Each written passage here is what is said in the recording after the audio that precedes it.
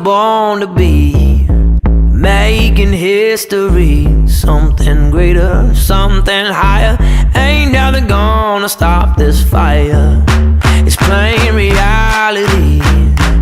I was born to be something greater, something higher. Ain't nothing gonna stop this fire. I was born to be making history, something greater, something higher. Ain't nothing gonna stop this fire.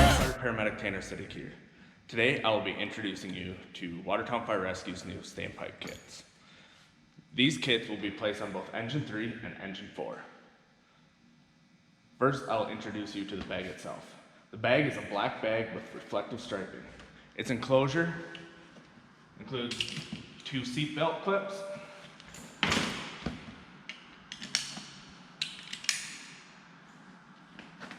it has carrying handles as well as a shoulder strap that also has a standard seatbelt clip for easy on-off.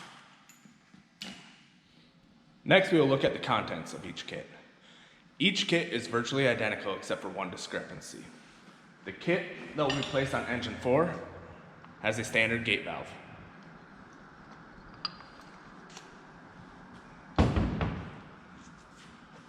The kit that will be placed on Engine 3 has what is called a slow open quarter turn valve. This valve is operated by the hand wheel on top that swings a gate into place. This valve also has a post indicator on the top of the hand wheel. When it is fully extended, the gate is open. When it is flush, the gate is closed.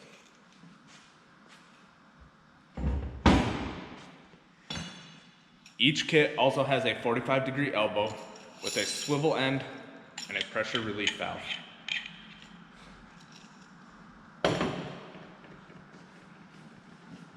Each kit has an increaser with 1.5" female threads and 2.5" male threads.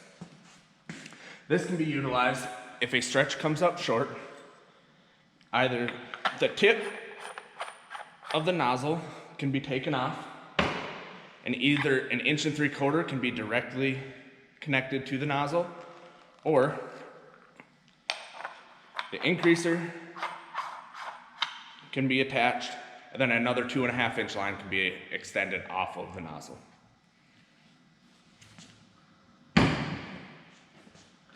Each kit also comes with 2 standard spanner wrenches,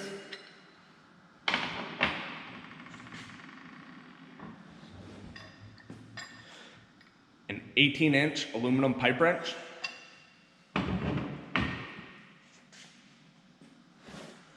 kits also have a 2.5" pressure gauge. The gauge should be stored with its plastic protective cap on top of the gauge. If this were to ever become lost or broken, please notify myself or a member of the fire team so this can be replaced.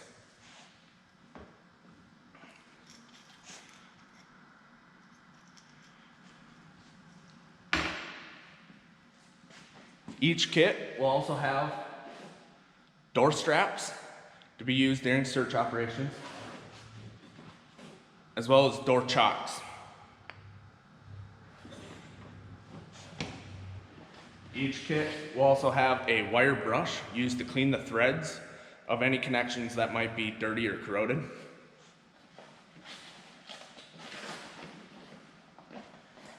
And each kit will also have a grease pencil with replacement grease to mark any pressure gauges or anything else that needs marking.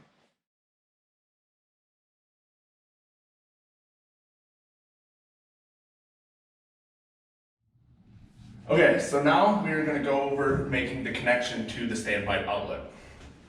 First thing we want to do is remove the cap. If it spins off freely, good.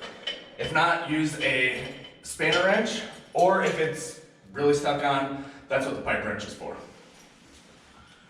Your next step is going to be to inspect the outlet. We want to look for any debris that might be within the outlet or any pressure reducing device that is on it. We would recognize a pressure reducing device by either a large bonnet here, or if we look inside,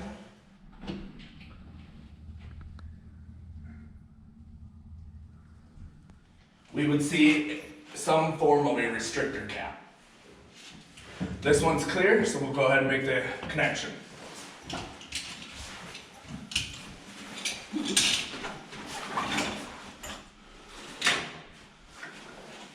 There are a few different variations on how we can make this connection. If the outlet is within a cabinet, we can use the 45-degree elbow to extend out beyond the cabinet to give ourselves some space to work. Otherwise, we go ahead and we connect our gate valve or our slow open quarter turn valve.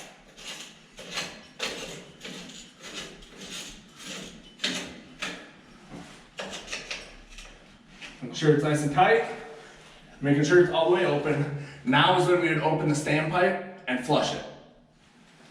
From there, we go ahead and close the quarter turn valve. Our next step is to add the 45-degree elbow. This can be used to reduce the potential of kinks in the line.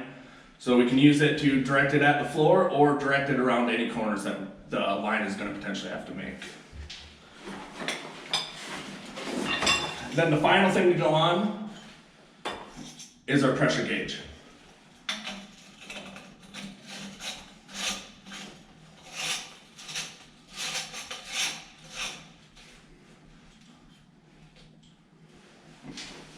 Once that's all connected, we connect our line.